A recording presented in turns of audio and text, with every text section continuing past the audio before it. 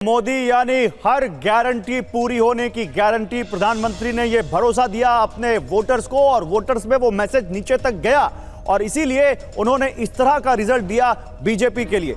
लेकिन आइए जरा बिग वॉल पर हमारे साथ डेटा मुशाई भी जुड़े हुए, उन तक हम जाएं उससे पहले आपको दिखाते हैं कि क्या यहां पर रहा नतीजा। मध्य प्रदेश में देखिए यहां पर ग्रामीण इलाके हैं जहां 181 सीटें आती हैं, 230 में से 181 सीटें ग्रामीण इलाकों में। इन ग्रामीण इलाकों में देखिए यहां पर बीजेपी को ग्रामीण इलाकों में फिनोमिनल जीत मिली है, अद्भुत उनको यहां पर बढ़त मिली है। 36 सीटें एक्स्ट्रा मिली हैं उनको पिछले रिजल्ट से और इस बार 121 सीटें उन्होंने हासिल की हैं। कांग्रेस को 32 सीटों का नुकसान हुआ है, 59 पर सिमट गए वो ग्रामीण इलाकों में, जबकि कहते हैं बीजेपी शहरी इलाकों की पार्टी है। और इसके अलावा 4 सीट अन्य जो है उनको नुकसान हुआ और 1 पर वो सिमट कर रह गए 181 में। लेकिन अब जरा शहर की पिक्चर आपके सामने रख देते हैं। ये 49 सीटें हैं शहरी इलाकों में और यहां भी देख लीजिए, यहां भी बीजेपी फायदे में ही है, लेकिन 42 का आंकड़ा जो उन्होंने यहां पर हासिल किया है उसमें 18 सीटें एक्स्ट्रा उनको हासिल हुई हैं। कांग्रेस के पास ज्यादा सीटें पहले भी नहीं थी, अब तो उन्होंने 16 और गंवा दी और शहरी 49 सीटों में केवल 7 सीटों पर सिमट कर रह गए और 2 सीटें जो अदर्स के पास थी वो दोनों उन्होंने खो दी, उनके पास कुछ भी नहीं है। अब जरा छत्तीसगढ़ में आप देख लीजिए क्या हुआ है, छत्तीसगढ़ के ग्रामीण इलाकों में क्या हुआ है वो देखिए, फिर शहरी दिखाएंगे। छत्तीसगढ़ वैसे 90 में से 73 यहां पर ग्रामीण इलाकों की सीटें हैं, जिसमें बीजेपी को 27 सीटें ज्यादा मिली हैं और ये वो इलाके हैं जिसमें ट्राइबल इलाके बहुत ज्यादा हैं। देखिए 39 सीटें वो 90 में से जीत पाए हैं, जबकि 20 सीटें यहां कांग्रेस ने खोई और 34 पर सिमट कर रह गई और अदर 7 सीटों पर जो थे वो 7 उन्होंने गंवा दी इन ग्रामीण इलाकों में और उनको एक भी सीट नहीं मिली। लेकिन शहरी जो 17 सीटें हैं, जो रायपुर, दुर्ग, बिलासपुर ये जो इलाके हैं यहां पर जो शहरी सीटें, ये देखिए छत्तीसगढ़ में 17 जो रायपुर, ये 17 जो शहरी इलाके हैं इसमें बीजेपी 16 सीटें जीत गई है। आप देखिए 17 में से 16 उन्होंने जीत ली है और 13 सीटें गंवा दी हैं यहां पर कांग्रेस ने और 1 सीट पर ही रह गए हैं और अदर्स के पास ना पहले कुछ था ना अब कुछ है। तो ये आप शहरी इलाकों के साथ साथ ग्रामीण इलाकों में किस तरह से बीजेपी ने पैठ बनाई है ये उसका सबूत है। अब जरा राजस्थान की ग्रामीण सीटें देख लीजिए। राजस्थान में 200 में से 163 सीटें ऐसी हैं जो ग्रामीण इलाकों में पड़ती हैं। अब इसमें से आप देखिए 200 में से आधी सीटें जो हैं, अब वो 93 तो यहीं से उठा ले रही है बीजेपी, 39 सीटों का उसको फायदा हो रहा है। आप समझ रहे हैं कितना ज्यादा यहां पर 114 में से 93 तो ग्रामीण इलाकों में से उठा ले रहे हैं। 28 सीटों का नुकसान हुआ है कांग्रेस को ग्रामीण इलाकों में, 57 पर सिमट कर रह गए।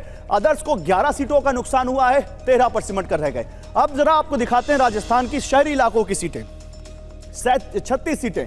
अब देखिए 1 सीट पर तो चुनाव नहीं हुआ, 199 पे हुआ, तो इन 36 सीटों में देखिए बीजेपी को 21 सीटें मिली हैं, 19 उनके पास थी, 2 और मिल गई 21 पे। यहां पर कांग्रेस को 14 में से 1 सीट 14 मिली है, 1 सीट का नुकसान हुआ है उनको और अदर्स के पास 2 थी, 1 का नुकसान हुआ है, 1 उनको मिली है। तो शहरी इलाकों में तो बहुत बड़ा फेरबदल नहीं है राजस्थान में, लेकिन ग्रामीण इलाकों की सीटों ने, जिसमें ट्राइबल्स भी आते हैं, जिसमें एससी भी आते हैं, उन सीटों ने बीजेपी को इतने ज्यादा वोट दिए कि बीजेपी आज इस तरह की मेजॉरिटी में या इस तरह की कंफर्टेबल मेजॉरिटी में आ रही है। लेकिन अब जरा तेलंगाना भी देख लीजिए, क्योंकि तेलंगाना भी बड़ा अहम है, बड़ा इंटरेस्टिंग रिजल्ट है वहां का। तेलंगाना में देखिए 119 में से आप शहरी इलाकों की सीटें देखेंगे तो 39 सीटें आती हैं। यहां पर बीजेपी को पिछली बार 1 सीट उनके पास थी कुल, उसमें अब 2 सीटें और मिली हैं, 3 सीटें हो गई हैं उनकी शहरी इलाकों में। कांग्रेस के पास 5 सीटों का उसको फायदा हुआ है, 4 थी, 9 हो गई हैं। बीआरएस 20 सीटें यहां पर उसको शहरी इलाकों में मिली हैं, जबकि एआईएमआईएम को 7 में सीटें मिल गई हैं, जबकि वहां पर शहरी इलाकों में उनकी 1 भी सीट नहीं थी। अदर्स की बात करें तो यहां पर उनके पास 27 सीटें थी जो अब यहां पर 0 होती दिख रही हैं। लेकिन अगर बात करें यहां पर ये ग्रामीण सीटों की, तो 80 सीटें हैं ग्रामीण इलाकों की और यहां पर बीजेपी को 5 सीटें मिलती दिख रही हैं और बीजेपी के लिए बहुत शुभ संकेत इसको आप कह सकते हैं, क्योंकि 1 सीट पिछले चुनाव में कुल मिली थी, इस बार वो यहां पर 8 पर आ रहे हैं। कांग्रेस यहां पर ग्रामीण इलाकों की 41 सीटें ज्यादा हासिल करती हुई 56 पर आते हुए, बीआरएस को आप देख सकते हैं उनको 19 सीटें यहां पर एक्स्ट्रा मिलती हुई, एआईएमआईएम को 1 भी सीट नहीं है और अदर्स के पास जो थी 65 सीटें उसका नुकसान होता हुआ। और देखिए इसी बीच एक बड़ी तस्वीर आ रही है वहां से, दिल्ली के बीजेपी हेडक्वार्टर से देखिए हलचल वहां पर बढ़ती हुई और ऐसा लग रहा है कि किसी भी वक्त प्रधानमंत्री नरेंद्र मोदी वहां पर पहुंच सकते हैं। ये सीधी तस्वीरें इस वक्त हम आपको दिखा रहे हैं दिल्ली के बीजेपी हेडक्वार्टर से, जहां पर वहां हलचल इस तरह से लग रही है कि कभी भी प्रधानमंत्री नरेंद्र मोदी वहां पर पहुंच सकते हैं। ये इस वक्त आप देखिए तस्वीरें, प्रधानमंत्री नरेंद्र मोदी कार्यकर्ताओं का धन्यवाद करने, इस महाविजय के बाद उनको बधाई देने और शायद यहां पर आगे क्या रहा है बीजेपी के लिए वो भी बताएं, वो वहां पर पहुंचने वाले हैं। और डेटा मुशाय इस वक्त हमारे साथ जुड़ चुके हैं, जरा डेटा मुशाय के पास भी चलते हैं, क्योंकि डेटा मुशाय लगातार सुबह से आपको बता रहे हैं कि इन नतीजों में, इन डेटा में बड़ी बातें क्या हैं। जरा ऊपर स्टूडियो चलते हैं, वहां पर डेटा मुशाय हमारे साथ दिन भर से जुड़े हुए और इस वक्त भी वहां पर मौजूद हैं। डेटा मुशाय, लगातार आप मुझे बता रहे हैं कि एसटी वोट्स मिला है, एससी वोट्स में भी बीजेपी को बढ़त मिली है।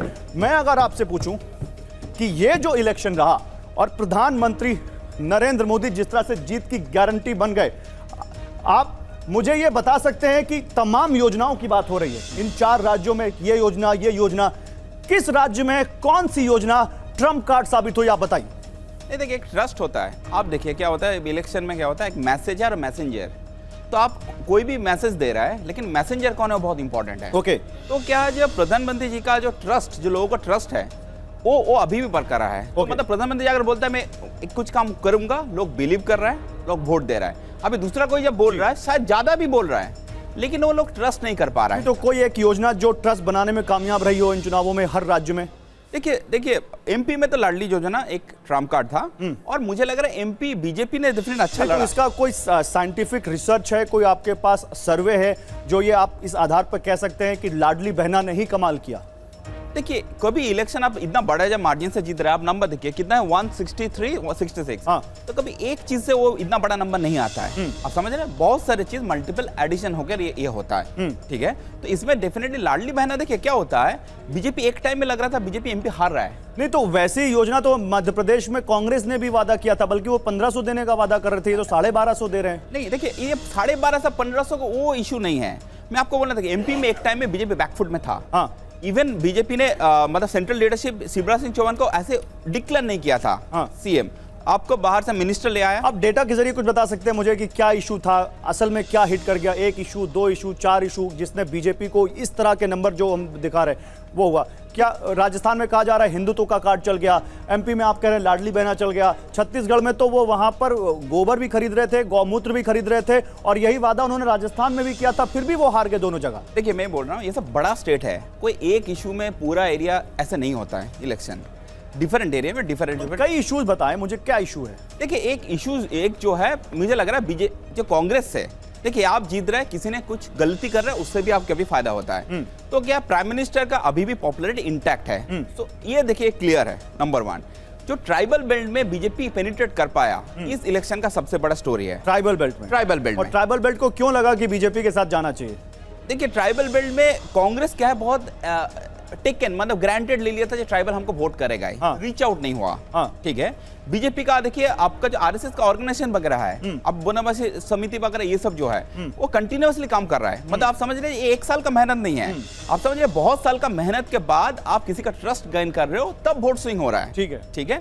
तो जो कॉमन ट्रेंड है, आप देखिए अलग अलग स्टेट मत कीजिए, कॉमन ट्रेंड जो है। अच्छा, इस चुनाव में क्या स्विंग फैक्टर्स बहुत बड़ा यहाँ पर कारण रहा है, और क्या स्विंग वोटर्स की वजह से भी, या स्विंग वोट्स की वजह से भी ये रिजल्ट हम देख रहे हैं? देखिए, आप देखें एमपी में कांग्रेस तो वोट लूज नहीं किया। हाँ। बीजेपी ने वोट कंसोलिडेट किया। हाँ। अभी जो कंसोलिडेट किया, एक रीजन नहीं होगा। क्या होता है ये स्विंग वोट? जो स्विंग वोट समझ लीजिए, मेन 2 पार्टी अभी है, बीजेपी और कांग्रेस। इसका बाहर कितना वोट है आप समझ लीजिए, ये फ्लोटिंग वोट हम लोग बोलता है। जो समझ रहे दोनों को, आप समझ 49, किसी को 41 मिला, तो कितना हो गया समझ लीजिए, आपका 90% वोट है।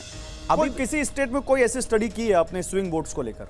नहीं, स्विंग वोट तो कांग्रेस से कुछ मूवमेंट नहीं हुआ। हाँ। मैं आपको बोल रहा हूँ, जो आप जो बोल रहे फ्लोटिंग वोट, हाँ, मतलब जो मैं बीजेपी को भी नहीं कर रहा हूँ, मतलब मेरी समझिए, मैं अपने दर्शकों की तरफ से डेविल्स एडवोकेट प्ले करूं। हाँ। स्विंग वोट वो जो डिसाइसिव मतलब होता है, लेकिन वो तय नहीं कर पाता कि उसको किधर जाना है। वो मौका देखकर, माहौल देखकर इधर भी जा सकता है, उधर भी जा सकता है। स्विंग वोट मैं जनता मानता हूँ, जैसे मैं कांग्रेस को वोट कर रहा हूँ। हाँ। अभी बीजेपी में गया, ये स्विंग है। हाँ। मैं कांग्रेस बीजेपी को नहीं करता, मैं फ्लोटिंग हूँ। हाँ, वही। हाँ, जो फ्लोटिंग है, वो जो मूवमेंट हुआ, वो क्या आप इलेक्शन कैंपेन कैसे पिकअप किया? ठीक है, आप देखेंगे एमपी छत्तीसगढ़ में कांग्रेस का सेंट्रल लीडरशिप ज्यादा कैंपेन करने गया ही नहीं। ठीक है, फोकस था तेलंगाना। ठीक है ना, चाहते तो फायदा होता। तो देखिए आप प्रियंका गांधी तो लगातार जा रही थी, एमपी में तो बहुत फोकस था उनका। आई थिंक 10 रैली किया। आप तेलंगाना में कंपेयर करें, प्रियंका गांधी की गारंटी के नाम से तो उन्होंने पूरा कैंपेन चला दिया वहां पर। लेकिन देखिए प्रियंका गांधी का क्या, प्रियंका गांधी पोजीशन में नहीं है, प्रियंका गांधी क्या मिनिस्टर है, प्रियंका गांधी कांग्रेस का क्या मतलब प्रेसिडेंट है। तो आप समझ लीजिए आप प्रॉमिस करके फिर आपके पास अकाउंटेबिलिटी नहीं रहेगा। प्राइम मिनिस्टर जब करते हैं, प्राइम मिनिस्टर एक पोजीशन है, ओके, प्राइम मिनिस्टर ने समझ लीजिए आप कह रहे हैं डबल इंजन का जो फॉर्मूला है वो यहाँ लोगों को पसंद आ रहा है। डेफिनेटली देखिए आप जाकर प्रॉमिस करेंगे, आप अकाउंटेबिलिटी नहीं लेंगे तो लोग सीरियसली नहीं लेगा। ठीक है, आप समझे, आप जाकर प्रॉमिस कर, प्रियंका गांधी जब कांग्रेस प्रेसिडेंट बन जाए, ठीक है, देन जाकर प्रॉमिस करें, तब बात अलग है। ठीक है, ये बड़ी बात आप कह रहे हैं। लेकिन देखिए आप जो अब डेटा मुशाय कह रहे हैं, जो डेटा हमारे पास है और जो लगातार रिसर्च के जरिए हम आपके पास ये लेकर आए हैं, वो हम बता रहे हैं आपको कि कैसे ये पूरे नतीजे आप देखिए